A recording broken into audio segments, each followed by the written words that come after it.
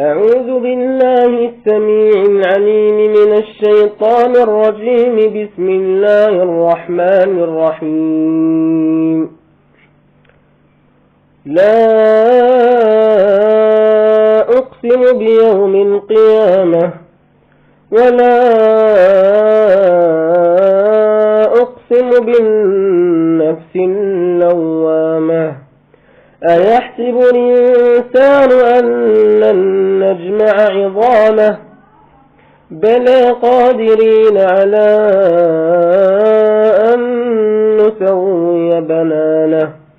بل يريد الإنسان ليفجر أمامه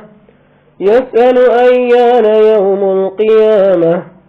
فإذا برق البصر وخسف القمر وجمع الشمس والقمر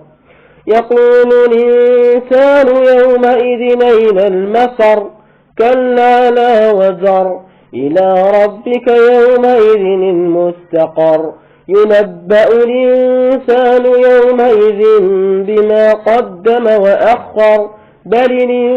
الإنسان على نفسه بصيرة ولو ألقى معاذيره لا تحرك به لسانك لتعجل به إن علينا جمعه وقرآنه فإذا قرأناه فاتبع قرآنه ثم إن علينا بيانه كلا بل تحبون العاجلة وتذرون الآخرة وجوه يومئذ ناظرة إلى ربها ناظرة ووجوه يومئذ باسرة تظن أن يفعل بها فاقرة كلا إذا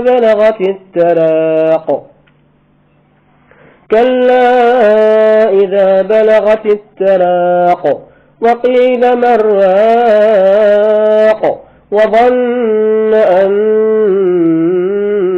الفراق والتفت الساق بالساق إلى ربك يومئذ المساق فلا صدق ولا صلى ولكن كذب وتولى ثم ذهب إلى أهله يتمطى أولى لك فأولى ثم أولى لك فأولى أيحسب الإنسان أن يترك سدى ألم يكن نطفة من مني تمنى ثم كان علقة